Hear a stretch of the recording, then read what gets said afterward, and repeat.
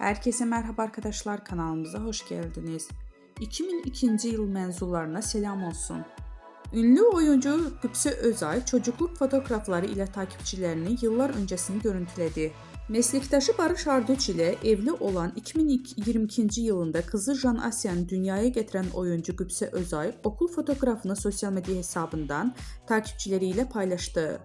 Özay fotoğrafın altına şu not düştü. Hey gibi küçük Qübsə 2002 mezunları grubunu açıb, biz 4 gündür ortaokul ve lise fotoğraflarıyla nostaljiye boğan dostlara selam olsun.